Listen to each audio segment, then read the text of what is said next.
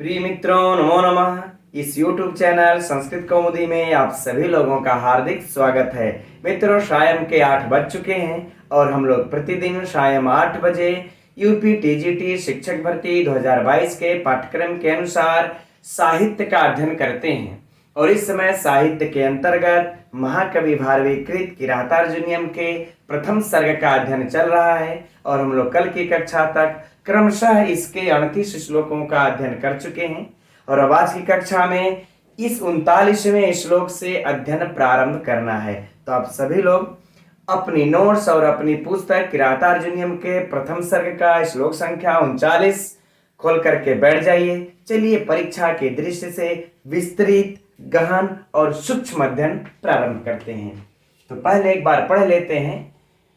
ये पुरः उपनीतम नृप रामणीयकम द्विजातिशेषेण यद एतद अंधसा तद अद्यते वन्य फलाशिनः परम परयति कार्श्यम यशसा समम वपुः। देखिए, थोड़ी सी चर्चा मित्रों कल की कक्षा की कर लेते हैं। देखिए, महारानी द्रौपदी है ना, कह रही है महाराजा युधिष्ठिर से। पहले उन्होंने किसके अनुज के बारे में किसकी दुर्दशा को बताती हैं? पहले वह भीम की दुर्दशा को बताती हैं, युधिष्ठिर से कहती हैं। फिर अर्जुन की दुर्दशा को युधिष्ठिर से कहती हैं। फिर नकुल और सहदेव की दुर्दशा को युधिष्ठिर से कहती हैं। और फिर स्वयं उनके भी दुर्दशा को श्लोक संख्या 38वें में जो हम लोग कल की कक्षा में अध्ययन किए, उसमें जो है कि महाराजा युधिष्ठिर के दुर्दशा का वर्णन उन्हीं से कर रही है कि बताइए, पहले आप जो है कि बहुमूल्य शैया पर सोते थे, है ना, मंगल गीतों के द्वारा जगाए जाते थे, और अब आप आज किससे जगाए जा रहे हैं? आज आप कुशों से युक्त भूमि पर, है ना, वनस्थली की भूमि पर सोते हैं और सियारिनों के अमंगल आवाज से जगाए जाते हैं। यह दुर्दशा है आपकी। और अब इस अगले 39वें श्लोक में उसी महाराजा युधिष्ठिर के ही इस समय कहले दुरावस्था का वर्णन कर रही हैं महारानी द्रौपदी। तो देखते हैं किस प्रकार से कर रही हैं। कह रही हैं कि पुरः उपनीतम नृप, बल्कि हम लोग यहां पर मित्रों अगर संबोधन लगा लें तो और बेहतर, कि हे राजन, है ना, तब अर्थ क्या हो जाएगा कि हे राजन, है ना, युधिष्ठिर को राजा शब्द से संबोधित कर रही हैं कि हे राजन, पूरा मने पहले, पूरा अर्थात पहले, उपनीतम, है ना, उपनीतम, पूरा उपनीतम, उपनीतम मने प्राप्त होता था, है ना, पहले प्राप्त होता था।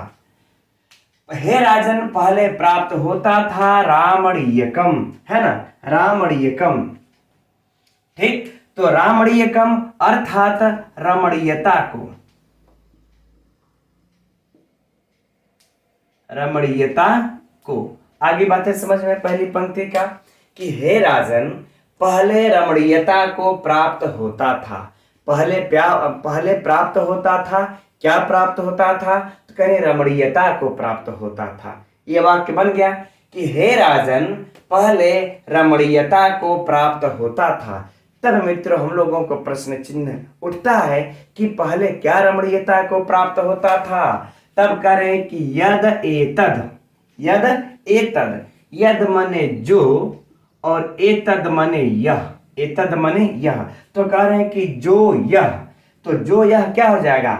आपका शरीर, आपका शरीर। हम लोग इसको अर्थ लगा लेंगे, आपका शरीर। ठीक, तो कह रहे हैं कि जो यह आपका शरीर पहले रमणीयता को प्राप्त होता था। और किस कारण से वह रमणीयता को प्राप्त होता था? तो कह रहे हैं कि अंधसा, अंधसा अर्थात अन्न से। क्या? अन्न से। लेकिन किस प्रकार के अन्न से वह शरीर सुशोभित होता था? एकदम प्रश्न उठा उठा करके अध्ययन करिए मित्रों, एकदम आप लोगों के दिमाग में और सारी कंफ्यूजन दूर ऐसे ही हो जाएगा, सब दिमाग में बैठ जाएगा, है ना। तो किस प्रकार के अन्न से? करें द्विजाति शेषेण, है ना, द्विजाति शेषेण अर्थात करें कि ब्राह्मणों के उच्छिष्ट, यानी ब्राह्मणों के द्वारा भोजन कर लेने के पश्चात बचे हुए अन्न से, है ना। द्विज, तो कह ले यहां पर द्विज, द्विज या फिर कह ले ब्राह्मण ही लिख लेते हैं, क्योंकि यहां पर टिप्पणी में चलिए अच्छा चर्चा हो जाएगी इसकी, है ना। यहां पर अभी अर्थ को देखते हैं। कह रहे हैं कि ब्राह्मण के भोजन के पश्चात, भोजन के पश्चात अतिशेषण अर्थात बचे हुए, क्या हो जाएगा, बचे हुए, है ना। तो कह रहे हैं कि ब्राह्मण के भोजन के पश्चात बचे हुए अन्न से यह आपका शरीर रमणीयता को प्राप्त होता था। बातें फाइनल हो गई मित्रों, फिर से समझिए। महारानी द्रौपदी कह रही कि हे राजन, हे राजन युधिष्ठिर, है ना, पहले रमणीयता को प्राप्त होता था तो क्या होता था, जो यह पहले आपका शरीर ब्राह्मण के भोजन के पश्चात बचे हुए अन्न से रमणीयता को प्राप्त होता था। राइट, अब आगे देखते हैं। तद अद्य ते करें, और अब आज वही आपका शरीर, है ना। तद मतलब वह, और वह ही, है ना, वही, बल्कि हम लोग क्या कह लें, वही, और वही अद्य मने आज, और ते मने आपका, और वही आज आपका, वपुः मित्रों यहां पर दिया हुआ ही है, तो वही आपका आज शरीर, तो कह रहे वही आज आपका शरीर परम कार्श्यम उपरयति यशसा समम। परम अर्थात मित्रों अत्यंत, परम अर्थात अत्यंत, कार्श्यम अर्थात कृशता को, है ना, अत्यंत कृशता को, परयति माने प्राप्त हो रहा है, प्राप्त हो रहा है ना।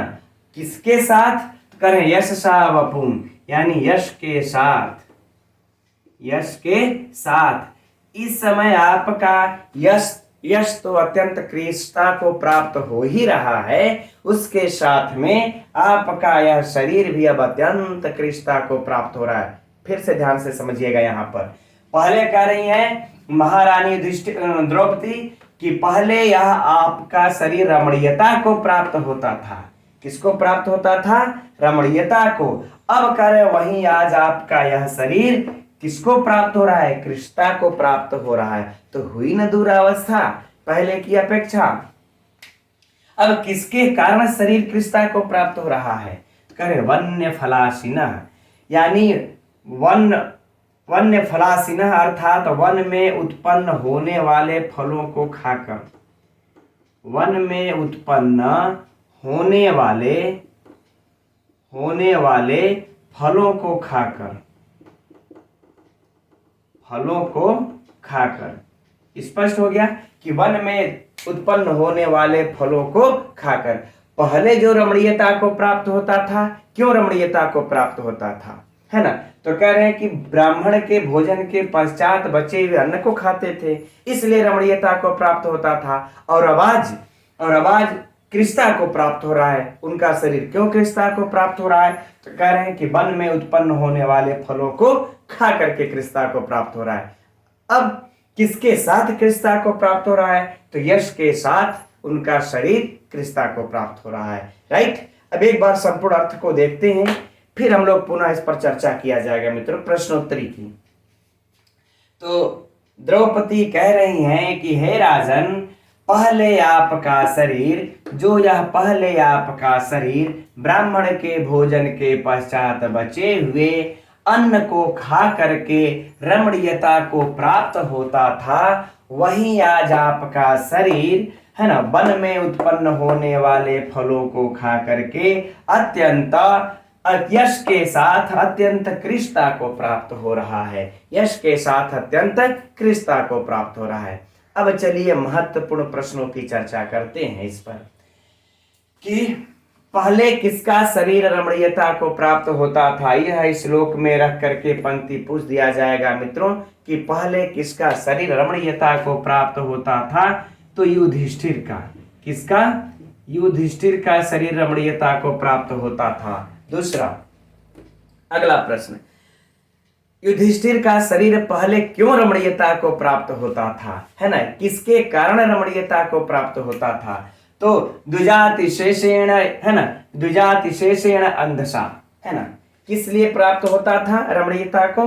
तो द्विजातिशेषेण अंधसा, अर्थात ब्राह्मणों के द्वारा बचे हुए भोजन को खाने के कारण उनका शरीर अत्यंत रमणीयता को प्राप्त होता था। यह दो प्रश्न फाइनल। अगर पलट देंगे तो मित्रों और भी इसमें प्रश्न बन जाएंगे, लेकिन चलिए दो हित के बाद हम लोग अब आगे बढ़ते हैं, है ना। अब यहां पर कि किसका शरीर कृष्णा को प्राप्त हो रहा है? अर्जुन, भीम, नकुल, सहदेव, युधिष्ठिर, किसका शरीर कृष्णा को प्राप्त हो रहा है मित्रों? तो क्या हो जाएगा? युधिष्ठिर का शरीर कृष्णा को प्राप्त हो रहा है। अगला प्रश्न, युधिष्ठिर का शरीर कृष्णा को किसके साथ प्राप्त हो रहा है ना। अगला प्रश्न फिर से सुनिए, युधिष्ठिर का शरीर कृष्णा को किसके साथ प्राप्त हो रहा है? तो यश के साथ प्राप्त हो रहा है, अर्थात विकल्प दे देगा, है ना, उनके राज्य के साथ, उनके बल के साथ, उनके भाइयों के साथ, उनके फलाने के साथ, ढिमका के साथ। तो किसके साथ हो जाएगा मित्रों? कि युधिष्ठिर का शरीर यश के साथ कृष्णा को प्राप्त हो रहा है, राइट। चलिए यह हो गया अगला प्रश्न, ठीक। यही मित्रों साहित्य से देखिए ऐसे ही प्रश्न बनते हैं, ऐसे ही प्रश्न बना बना करके अध्ययन करना प्रारंभ कीजिए, ठीक है। हम आप लोगों को विश्वास दिलाते हैं, आप लोगों के अंदर विश्वास जगेगा और आप लोग चयन होंगे, सफलता को अवश्य ही प्राप्त करेंगे, ठीक। अब आगे देखते हैं, किसका युधिष्ठिर का शरीर कृष्णा को क्यों प्राप्त हो रहा है ना। इस युधिष्ठिर का शरीर कृष्णा को किस लिए प्राप्त हो रहा है? तो वन में उत्पन्न होने वाले फलों को खाने के कारण उनका शरीर कृष्णा को प्राप्त हो रहा है, राइट। चलिए तो हम समझते हैं मित्रों, यह जो 3-4 प्रश्न हम लोग इस दोनों पंक्तियों से किए यह हो गया, 2 प्रश्न हम लोगों ने जो ऊपर से किए यह हो गया। अब इससे ज्यादा बाहर कोई साहित्य का उस प्रकार से विशिष्ट प्रश्न नहीं बनता। अब चलते हैं हम लोग इसके व्याकरणात्मक टिप्पणियों में। तो प्रारंभ करते हैं पूरा, कोई समस्या नहीं। यहां पर उपनीतम को देख लेते हैं, उपसर्ग लगा लेते हैं, नी धातु लगा लेते हैं, कत प्रत्यय लगा लिया जाएगा, बन जाएगा उपनीतम। सरल सा है, अर्धनिद्रा में भी हल कर लेंगे इसको आप लोग। हे नृप, यह संबोधन हुआ। अब है रामणीयकम।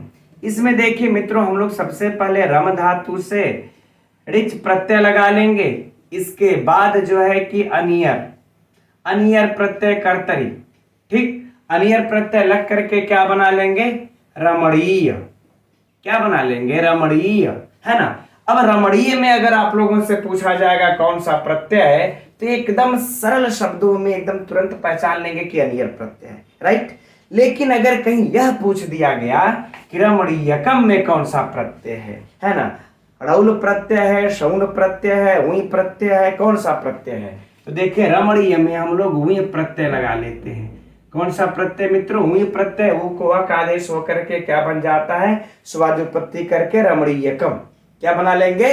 रमणीयकम। तो यह उई वाला मित्रों हम लोग जरा विशिष्ट तौर पर हम कहेंगे, आप लोग याद रखिएगा, क्योंकि रमणीयकम में अगर उई पूछा, रौल पूछा, है ना, शौन पूछा तो कंफ्यूजन पैदा हो जाएगी। यार वो को अक तो आदेश सबको हो रहा है और यहाँ पर अंतिम में हमको अक तो दिखलाई पड़ रहा है, लेकिन कौन वाला प्रत्यय लगा है, कहानी खत्म उसी जगह। इसलिए हम लोगों को रमणीयकम में याद कर लेना है कि उई प्रत्यय है, राइट। आगे बढ़े, है ना। अब आगे देखते हैं कि द्विजाति शेषेण, है ना। तो द्विजाति एषामते द्विजातयः, पहले हम लोग द्विजाति तक का देख लेते हैं ना।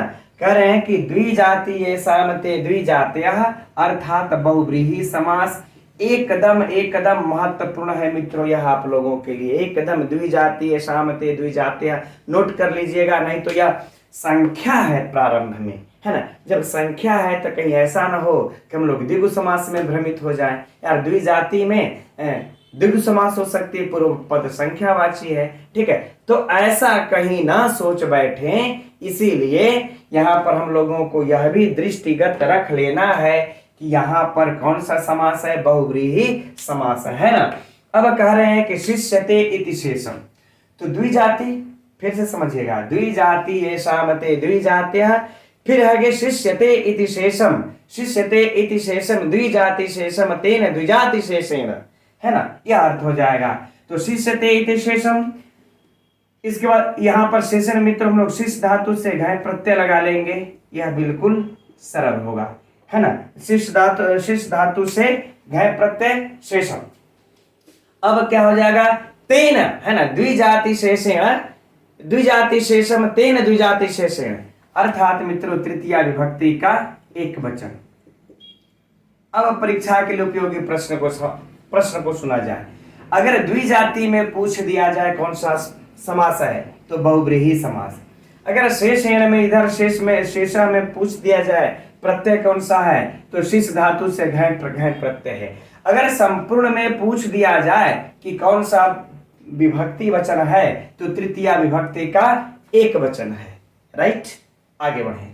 अब यद एतद अंधसा, अब यहां पर तो मित्रों कुछ समझना सोचना है नहीं, क्योंकि यह अंधसा, अन्न से, कैसे अन्न से, तो यह द्विजाति शेषण अन्न से, अर्थात मित्रों यह क्या हो जाएगा हम लोगों का, अंधसा, यह हो जाएगा विशेषण।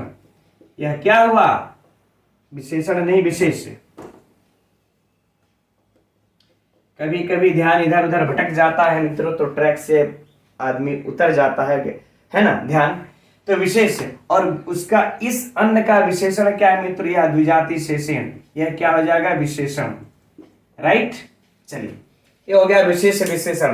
तो यह भी पूछा जा सकता है परीक्षा में, यद्यपि इसमें विशेष विशेषण पूछने के चांसेस कम होते हैं, क्योंकि इसमें इतनी भयंकर खतरनाक व्याकरणात्मक टिप्पणियां हैं कि हमारे प्रश्नकर्ता गुरुजी लोगों को उनसे बाहर निकलने का समय ही नहीं मिलता। खैर कोई बात नहीं, आगे बढ़ते हैं। तद अद्य, कोई समस्या नहीं, तद अद्य, ते आपका वन्य फलासीन, इसको देख लेते हैं। तो कह रहे हैं वन्य, है ना, वन्यम, वने भवः इति वन्यम, वन में जो उत्पन्न हो मित्रों उसी को हम क्या कहते हैं, वन्य कहते हैं। तो इस प्रकार यहाँ पर वन धातु से वन शब्द से यत प्रत्यय लगता है, क्या लगता है, यत प्रत्यय, और क्या बन जाएगा, वन्य, है ना। अब इस वन्य में अब क्या है आएगा हम लोगों का, फलानी, है ना। तो कह रहे वन्यानि फलानि इति वन्य फलानि, वन्यानि फलानि इति वन्य फलानि, या फिर हम कह ले, है ना, इस प्रकार से भी इसको हम कह सकते हैं कि वनम फलम इति वन फलम, कोई समस्या नहीं। उधर से भी हम लोग कह सकते हैं, तो वन्य फलानि, फला तक यहां तक कह सकते हैं, तो कर्मधारय समास। कौन सा समास मित्रों, कर्मधारय समास। फिर से समझिए, वने भवम वन्यम, वने भवम वन्यम, अर्थात वन धातु से यत प्रत्यय यहां तक। अब आगे है फल भी, है ना, तो क्या हो जाएगा समास कि वन्यानि फलानि इति वन्य फलानि, कर्मधारय समास, है ना। अब क्या हो जाएगा, अब देखिए इसके बाद है अशिना, अर्थात, तो कह रहे वन्यानि फलानि अश्नाति इति वन्य फलाशिना। बातें समझ में कि, है ना, कि वन्यते, है ना, कि वन्यते, वन्यानि फलानि अश्नाति इति वन्य फलाशिना।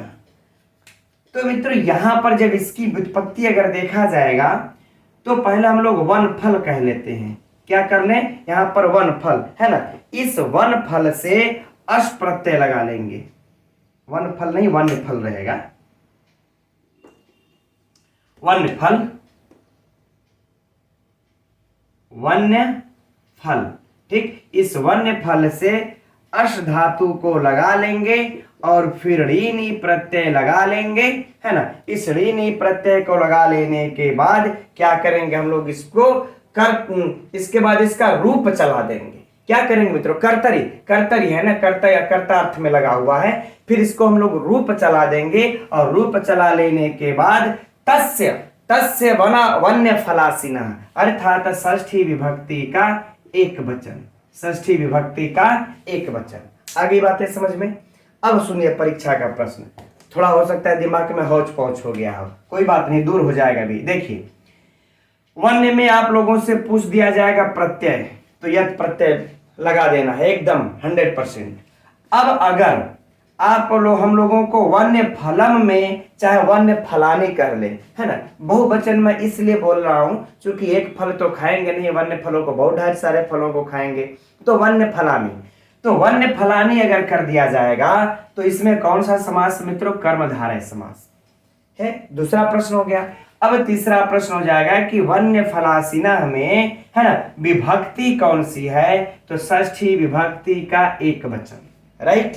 अब अगर यह पूछ दिया जाए, है ना, कि वन्य फलासीना में इसकी व्युत्पत्ति बता दीजिए, आप लोग वन्य फलासीना की व्युत्पत्ति बता दीजिए, तो वन्य फल कर दीजिएगा अस धातु और ऋणी कर्तरी, है ना, क्या हो जाएगा? वन्य फलासीना। आगे बातें समझ में? राइट।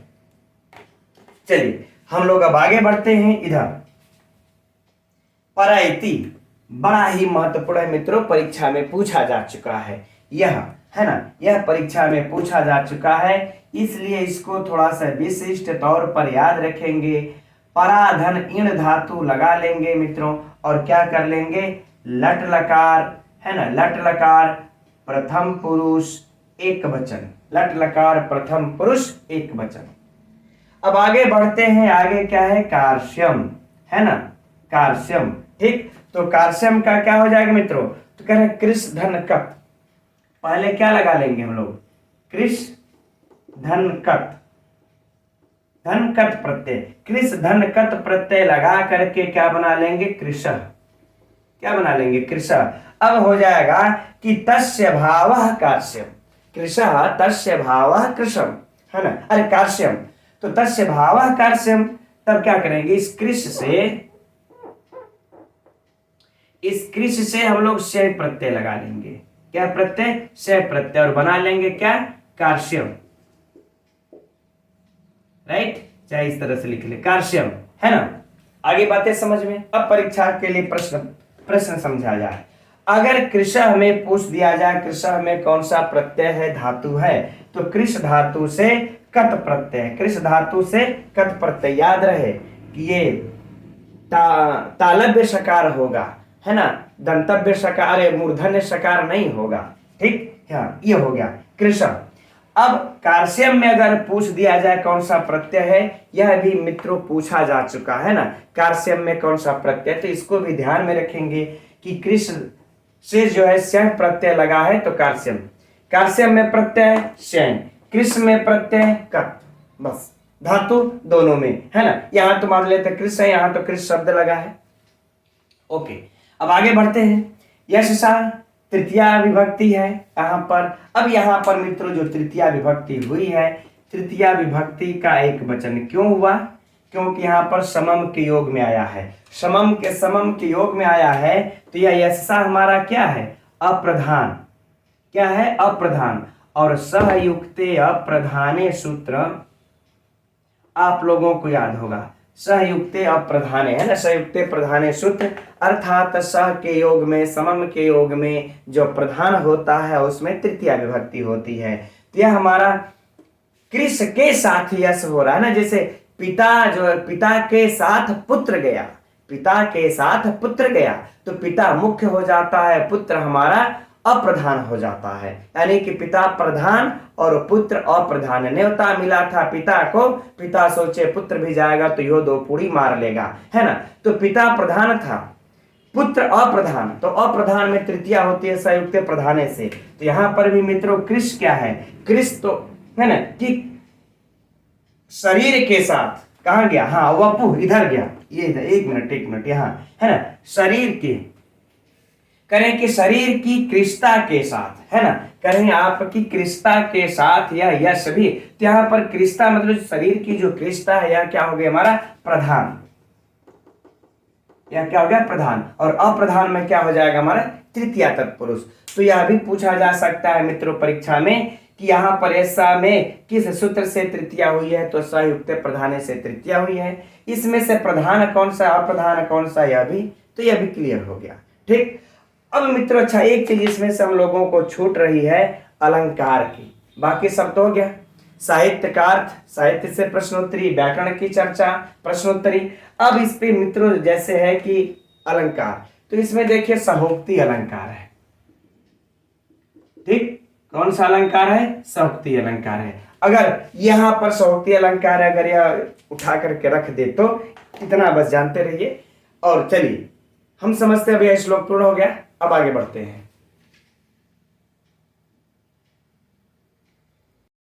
तो यह रहा अगला 40वां श्लोक, अध्ययन करते हैं इसका।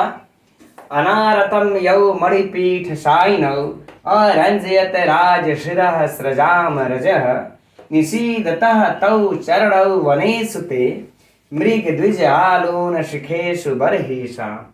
अब मित्रों इस श्लोक में रानी द्रौपदी पुनः महाराजा युधिष्ठिर के दूरावस्था का ही वर्णन कर रही हैं।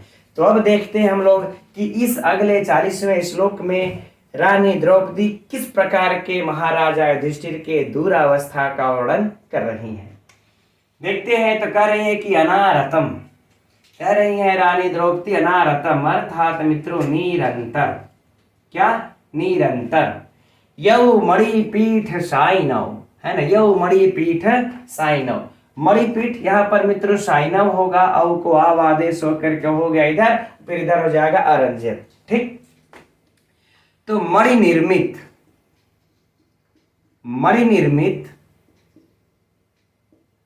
पीठ अर्थात पादपीठ, मणिनिर्मित पादपीठ पर, है ना, पादपीठ पर शयनौ अर्थात शयन करने वाले, अर्थात स्थित रहने वाले, पादपीठ पर स्थित रहने वाले, स्थित रहने वाले। ठीक, फिर से समझते हैं अब यहां से कि कह रही है रानी द्रौपदी कि महाराज निरंतर मणि निर्मित पादपीठ पर स्थित रहने वाले। तो प्रश्न चिन्ह उठना चाहिए, कौन ऐसा है जो मणि निर्मित पादपीठ पर निरंतर स्थित रहता था? तो कह रही है यौ अर्थात आपके दोनों चरणों को, है ना, आपके दोनों चरण। तो आपके दोनों चरणों को, चरणों को। तो एक बात तो मित्रों क्लियर हो गई ना, स्पष्ट हो गई ना, कि महाराजा युधिष्ठिर के दोनों चरण हमेशा, जब वह इंद्रप्रस्थ में थे तब, जब वह अपने राजमहल में थे तब की बात हो रही है ना, कि तब उनके दोनों पैर कहाँ स्थित रहते थे? तो कह रहे हैं कि अनारतम मणिपीठ शाइनौ अर्थात हमेशा मणि निर्मित पादपीठ पर स्थित रहते थे। किसके? तो महाराज युधिष्ठिर के दोनों चरण। और इन आपके दोनों चरणों को अब करें कि अरंजयत, अरंजयत अर्थात रंग देती थी, रंजित कर देती थी। क्या हो जाएगा मित्रों? रंजित कर देती थी, है ना।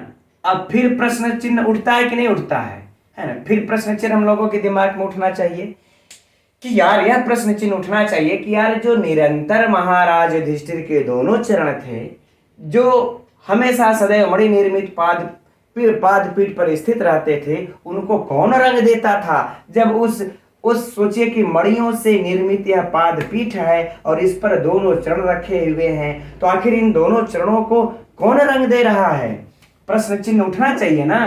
तो इस प्रश्न चिन्ह का जवाब देखिए इधर है। अब यहाँ पर देखिए है ना, अरंजयत, तकार को दकार हुआ है। अब यहाँ पर उसके बाद र था, त के नीचे हलंत लगा लेंगे, क्या बन जाएगा? राजशिरः। तब क्या हो जाएगा? इस तरीके से आधा त है, इधर र है। अब जब द त को र कर देंगे तो क्या हो जाएगा? द्र, और यहाँ रा है तो द्रा हो गया है। ठीक, चलिए आगे बढ़ते हैं। तो कह रहे हैं कि राजशिरः अर्थात राजाओं के सिर, राजाओं के सिर। ठीक, राजाओं के सिर की स्रजा मने माला, स्रजा मने माला की, रजह मने पराग, रजह मने पराग रंग देती थी। अब उत्तर प्राप्त हो गया ना कि वो जो महाराजा युधिष्ठिर का दोनों चरण, वो जो मणि निर्मित पादपीठ पर स्थित रहते थे, उनके दोनों चरणों को कौन रंग देता था?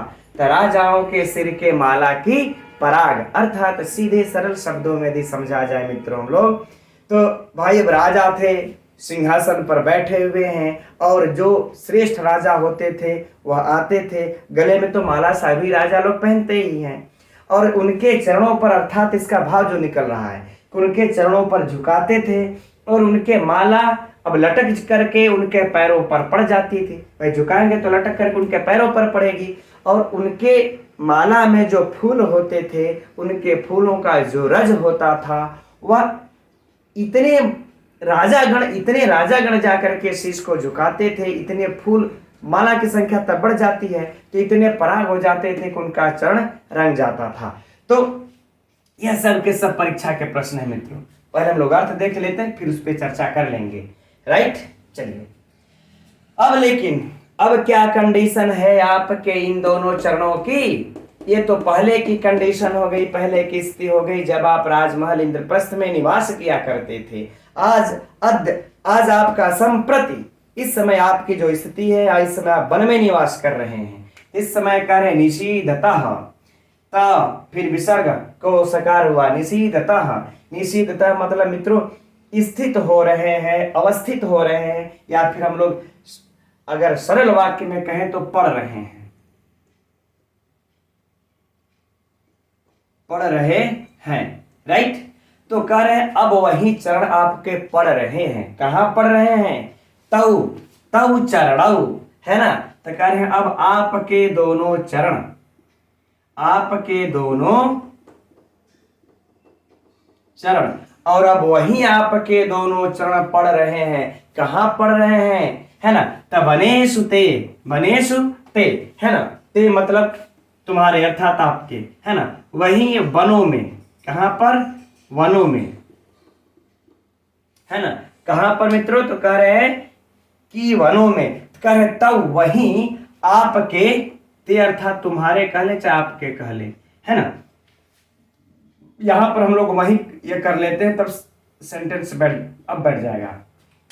करें अब आपके वही दोनों चरण वनों में पढ़ रहे हैं। कहां पढ़ रहे हैं? आपके अब वही दोनों चरण वनों में पढ़ रहे हैं। जरा सोचिए कि कितनी भारी अंतर है महाराजा युधिष्ठिर आपके उस इंद्रप्रस्थ में, इंद्रप्रस्थ के राजमहलों में निवास करने और आज यह वन में निवास करने वाले परिस्थिति में कितना डिफरेंट है। कि उस समय आपके जो चरण थे कहां पड़ते थे? मणि निर्मित पाद पीठ पर सदैव स्थित रहते थे। अब आज वहीं आपके चरण कहां पड़ रहे हैं? तो कह आज अब आप वहीं के चरण, आज अब आपके वहीं चरण वनों में पड़ रहे हैं। अब देखिए प्रश्न चिन्ह उठता है मित्रों कि किस प्रकार के वनों में आपके चरण को ये चरण पड़ रहे हैं। तब देखिए यह वन का और यहाँ पर यह विशेषता बताया जा रहा है कि मृग द्विज आलून शिखेशु और बरही शाम। करें मृग अर्थात मृगों के द्वारा और द्विज अर्थात द्विजों के द्वारा, अर्थात ब्राह्मणों के द्वारा। तो मृगों के द्वारा और ब्राह्मणों के द्वारा आलून, आलून का मतलब अर्थ हो जाएगा मित्रों की छिन्न किए गए, काटे गए। एकदम महत्वपूर्ण शब्दार्थ की दृष्टि से परीक्षा में पूछा जा चुका प्रश्न है, नोट कर लीजिएगा। आलून अर्थात काटे गए, काटे गए। शिखेशु अर्थात अग्रभाग, शिखेश उनके शिखा के ऊपर, अग्रभाग के ऊपर, है ना। शिखेशु तो कह रहे हैं अग्रभाग, अग्रभाग के ऊपर। ठीक, तो प्रश्न उठता है कि मृगों और द्विजों के द्वारा काटे गए कौन हैं? तो कह रहे हैं बरही शाम अर्थात कुशों, अर्थात कुशों, है ना। कि जो मृगों और द्विजों के द्वारा जो काटे गए कुश हैं उनके अग्रभाग के, अग्रभाग से युक्त, अग्रभाग से युक्त ऐसे वनों में आपके वही दोनों चरण पड़ रहे हैं। कैसे वन में? जरा वो भी वन है मित्रों, तो ऐसा नहीं कि एकदम मखमली वन है, मुलायम घासों से, कोमल सुकोमल घासों से युक्त वन है ना। अगर सुकोमल घासों से युक्त होता तो एक बार महाराजा युधिष्ठिर आपके बारे में सोचा जा सकता था कि आपके चरण को तकलीफ कम होती होगी, दर्द कम होता होगा। लेकिन यहाँ जो वन है वह वन कैसे हैं? तो कह रहे हैं कि उस वन में मृग, उस कुश ऐसे ही तीक्ष्ण होता है। कुश जो है कि उन कुशों के अग्रभाग को मृग चर करके खा गए हैं, या तो फिर ब्राह्मण उसको काट करके ले गए हैं। ऐसे कुशों के अग्रभाग से युक्त, है ना, ऐसे कुशों के, ऐसे कुशों से, कुशों के वनों से युक्त अग्रभाग के ऊपर आपके चरण पढ़ रहे हैं। राइट, हम समझते हैं मित्रों यह बिल्कुल अर्थ स्पष्ट हो गया होगा। अब एक बार संपूर्ण अर्थ को देख लेते हैं, फिर प्रश्नोत्तरी पर चर्चा करते हैं। बड़ा ही महत्वपूर्ण श्लोक है यह परीक्षा की दृष्टि से। तो कह रहे हैं महारानी युधिष्ठिर, अरे रानी द्रौपदी कि हे महाराज युधिष्ठिर, निरंतर आपके दोनों चरण निरंतर मणि निर्मित पाद पीठ पर स्थित रहने वाले आपके दोनों चरणों को राजाओं के सिर के माला की जो पराग होती थी वह रंजित कर देती थी। पहले, कब? पूरा पहले। और अब वही आपके दोनों चरण मृगों और द्विजों के द्वारा काटे गए अग्रभाग के ऊपर, है ना, अग्रभाग वाले, ऊपर नहीं बल्कि जाएंगे मित्र यहां पर अग्रभाग वाले, है ना, कह रहे हैं अब वही आपके दोनों चरण मृगों और द्विजों के द्वारा काटे गए अग्रभाग वाले कुशों से युक्त वनों में पड़ रहे हैं। कुशों से युक्त वनों में पड़ रहे हैं वही चरण। राइट, अब प्रश्नोत्तरी पर चलते हैं। पहला प्रश्न कि किसके चरण सदैव मणि निर्मित पाद पीठ पर स्थित रहते थे? किसके चरण? तो युधिष्ठिर के चरण। किसके चरण? युधिष्ठिर के चरण रहते थे। राइट, अच्छा, युधिष्ठिर के चरण पहले कहां पर सदैव स्थित रहते थे, है ना। पलट दिया जाए प्रश्न को कि युधिष्ठिर के चरण पहले कहां पर स्थित रहते थे? तो मणि निर्मित पाद पीठ पर स्थित रहते थे, है ना। चलिए इसमें चलते हैं। किसके चरणों को राजाओं की किरातार्जुनीयम ग्रंथ के अनुसार किसके चरणों को राजाओं के माला की पराग रंजित कर देती थी? तो युधिष्ठिर के चरणों को रंजित कर देती थी। उत्तर हो गया। यह हो जाएगा हम लोगों का तीसरा प्रश्न। इसी को अगर पलट दिया जाए फिर से एक बार कि युधिष्ठिर के चरणों को पहले कौन रंजित कर देता था, है ना। युधिष्ठिर के चरणों को पहले कौन रंजित कर देता था? तो राज शिरः सृजाम रजः, है ना, राजाओं के सिर के माला की पुष्पों की पराग रंजित कर देती थी। ठीक, चलिए अब इसमें से प्रश्न को ढूंढते हैं, है ना। कह रहे हैं कि संप्रति युधिष्ठिर का, है ना, इस समय युधिष्ठिर के चरण कहाँ पड़ रहे हैं, है ना।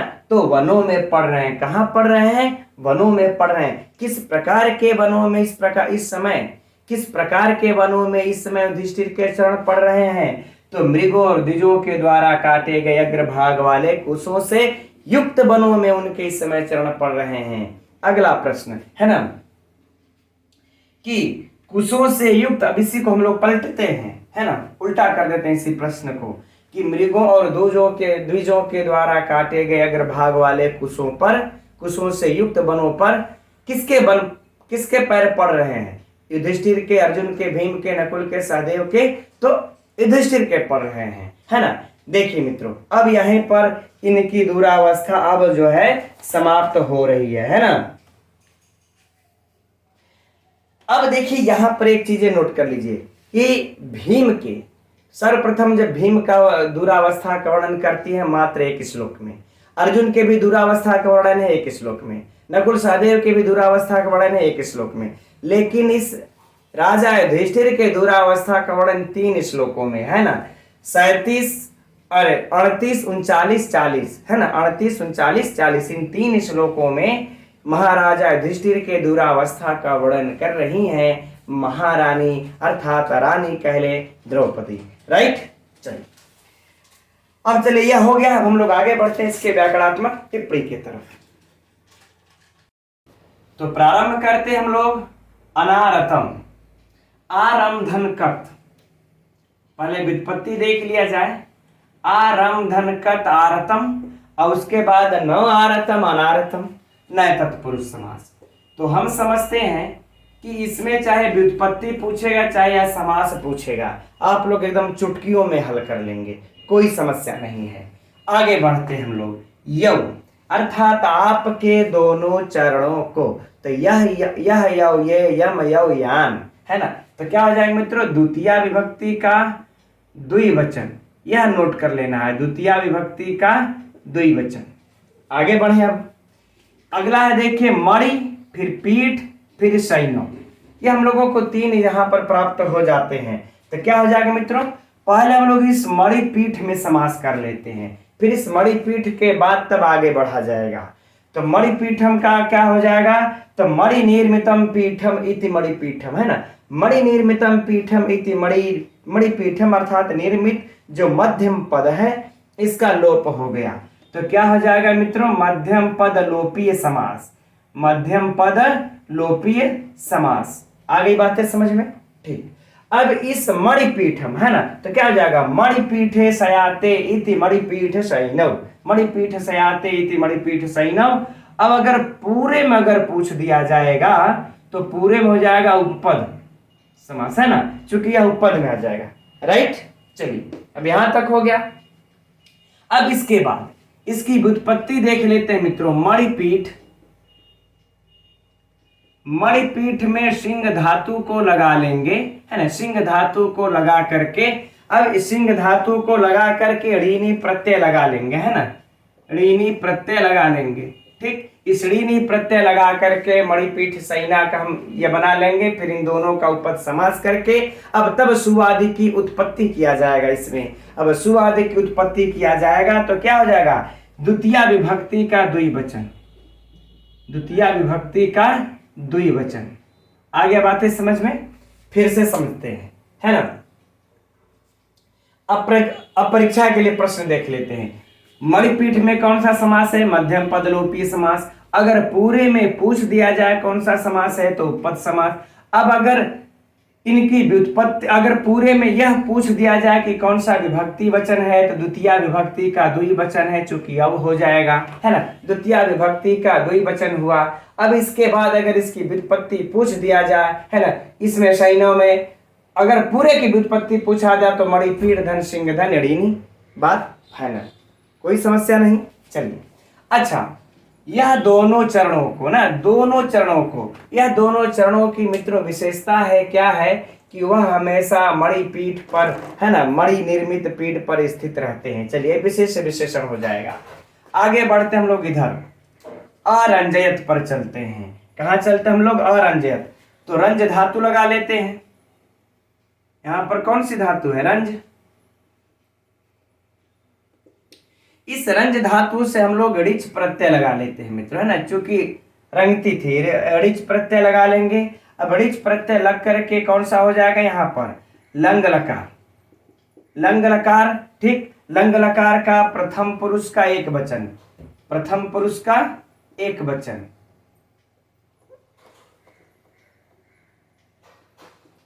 प्रथम पुरुष एक वचन हो जाएगा, रंज ऋच लंग प्रथम पुरुष एक वचन, अरंजयत हो गया, बात फाइनल। आगे बढ़ते हैं हम लोग। अब देखिए यहां से क्या है, राज शिरह स्रजाम रज, है ना। तो पहले राज शिरह में देखिए समास है, पहले इसको देख लेते हैं। यद्यपि आप लोग एक झटके में समझ लेंगे कि इसमें षष्ठी तत्पुरुष समास है, कोई समस्या यहाँ पर नहीं है राज शिरह में, है ना। अर्थात तुरंत समझ लेंगे कि राज्ञाम शिरांश इति राज शिर, है ना, राज शिरांश, है ना, राजाओं का सिर, राजाओं के सिर। तो एक झटके में तुरंत ही समझ लेंगे कि यहाँ पर षष्ठी तत्पुरुष समास है। अब इसके बाद आगे बढ़ते हम लोग। अब आगे क्या होगा, राज शीर्षाम सृजाम, है ना, राज शीर्षाम सृजः इति राज शीर्षः सृजा। बात को समझे कि नहीं, अर्थात फिर से समझिए कि अब राजाओं के सिर की माला है, सृजा मतलब माला, है ना, राजाओं के सिर की माला, है ना। तो क्या हो जाएगा, यानी कि राज शीर्षाम अर्थात हो जाएगा राजाओं के सिर की, तो राज शीर्षाम सृजः, है ना, राज शीर्षाम सृजः इति राज शिरः सृजः, ठीक। तो कौन सा हो जाएगा यहाँ पर, अगर पूरे में भी मित्रों देखा जाएगा तो षष्ठी तत्पुरुष समास। अब क्या आगे बढ़ते हैं तो अब क्या हो जाएगा, तासाम रजः, तासाम रजः अर्थात राज शिरः सृजाम इनका रज, ठीक, इनका रज, तो तासाम रजः। तो अगर पूरे में पुनः देख लिया जाएगा मित्रों तो क्या हो जाएगा, षष्ठी तत्पुरुष समास, यानी कि कोई समस्या नहीं, ऐसे भी हिंदी में समझ लेते हैं। राजाओं का सिर काकी के, तो षष्ठी तत्पुरुष समास। राजाओं के सिर की माला, तो भी षष्ठी तत्पुरुष समास। राजाओं के सिर के माला की रज, तो भी काकी के, तो भी षष्ठी तत्पुरुष समास। तो कहीं से भी पूछ ले मित्रों हम लोगों को षष्ठी तत्पुरुष समास ही इसमें होगा, कोई समस्या नहीं। राइट, चलिए अब नीचे बढ़ते हैं हम लोग आगे। यहां पर कुछ रह गया, राजाओं के सिर के माला, नहीं कुछ नहीं, आगे बढ़ते हैं। निषीदतः, है ना, निषीदतः, नी उपसर्ग लगा लेते हैं यहां पर पहले, नी ऐसे इस पर दिख रहा है, इसके बाद क्या लगा लेंगे, सद धातु को लगा लेंगे और फिर लट लकार का, लट लकार है यहां पर, लट लकार के प्रथम पुरुष का द्विवचन, प्रथम पुरुष का द्विवचन में निषीदतः बना लेंगे। ठीक है, आगे यह बहुत महत्वपूर्ण मित्रों परीक्षा के लिए, इसलिए निषीदतः को एकदम नोट ही कर लिया जाए दिमाग में और इधर पुस्तक में भी तो बेहतर है। तव चरणौ, चरणा चरणौ चरण, यहाँ तो कोई समस्या नहीं है। वनेषु ते, है ना, वनेषु सप्तमी स्पष्ट दिख रही है, कोई समस्या नहीं, सप्तमी एक ते। आगे बढ़ते हैं, इधर चलते हैं, इधर खतरनाक है। मृग, द्विज, आलून, शिखा, बरही। यहां पर देखिए हम लोगों को कितना प्राप्त हो रहा है, एक एक करके समास करते हैं। पहले देखिए, इस मृग का इस द्विज के साथ समास कर लेंगे। मृगश्च द्विजश्च इति मृग द्विजाः, मृगश्च द्विजश्च इति मृग द्विजाः, अर्थात मित्रों द्वंद्व समास। क्या हो जाएगा, द्वंद्व समास। अब है, ये हो गया ना। अब चलिए, अब क्या हो जाएगा कि तै आलूनाः, है ना, तै आलूनाः मृग, तै आलूनाः मृग द्विजालूनाः, तै आलूनाः मृग द्विजा आलूनाः। तो जब हम लोग अब यहाँ पर मृग द्विजालूनाः तक अगर कर देंगे तो तै आलूनाः अर्थात मृग, अर्थात हिरणों और द्विजों से काटे गए, हिरणों और द्विजों से काटे गए, से लग रहा है ना, है ना। तै आलूनाः यानी कि मृग द्विजा, तै आलूनाः मृग द्विजालूनाः। तो यहाँ पर मित्रों उससे काटे गए, तो क्या हो जाएगा, तृतीया तत्पुरुष समास। कोई समस्या है नहीं है। अब आगे बढ़ते हैं, देखिए अब हम लोगों को मिल गया शिखेषु, तो क्या हो जाएगा, ऐसी शिखाओं वाला, है ना। तब इसकी अब हम लोग यहाँ पर आगे बढ़ लेते हैं कि मृग द्विजालूनाः, है ना, कि मृग द्विजालूनाः। अब हो जाएगा तादृशः शिखा एषु तेषु, है ना, मृग द्विजालूनाः तादृशः शिखा एषु तेषु मृग द्विजालूनाः शिखेषु, है ना, मृग द्विजालूनाः शिखेषु। तब क्या हो जाएगा मित्रों, बहुव्रीहि समास। आगे बातें समझ में ना, फिर से समझ लेते हैं परीक्षा के लिए। अब कि अगर मृग द्विज में अगर पूछ दिया जाए तो द्वंद्व समास, अगर ये आलूनाः तक पूछ दिया जाए तो हिरण और ब्राह्मणों के द्वारा काटे गए, तो तृतीया तत्पुरुष समास। अब अगर पूरे में पूछ लिया जाएगा तो हिरणों और ब्राह्मणों के द्वारा काटे गए वाला, शिखाओं वाला, तो बहुव्रीहि समास। कोई समस्या है क्या, नहीं है। ठीक, इस प्रकार से देख लेंगे। अब इसमें अगर विभक्ति अगर पूछ दिया जाएगा मित्रों तो क्या हो जाएगा, है ना, बरही साहब, है ना, सब कौन सी विभक्ति हो जाएगी, सप्तमी का बहुवचन,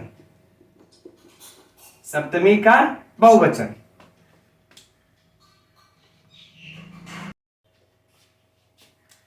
अब बरही बच जाता है मित्रों, बरही शाम।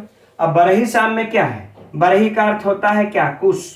यह आप लोगों के लिए महत्वपूर्ण होगा शब्दावली की दृष्टि से। बरही अर्थात यहां पर हो जाएगा कुश। ठीक, अब बरही शाम, तो इसमें विभक्ति अब दिख रही होगी आप लोगों को स्पष्ट से, है ना। यहां पर तो कोई समस्या होनी नहीं चाहिए, है ना, कि का, है ना, कुशों का। अच्छा, यहां पर हम एक चीज आप लोगों को और स्पष्ट करना चाहेंगे मित्रों कि चूंकि बरही ये शब्द में यहाँ पर तो कुश है ही है, लेकिन यहाँ पर एक बात और ये है कि जैसे बरहेड़, आप लोगों ने मेघदूतम में अध्ययन ये किया होगा कि बरहेड़े स्फुरित रुचिना, है ना, कि तो वहां पर देखिए बरहे शब्द आया हुआ है, उस बरहे शब्द का अर्थ होता आता है पंख, उस बरहे शब्द का अर्थ हो जाता है पंख।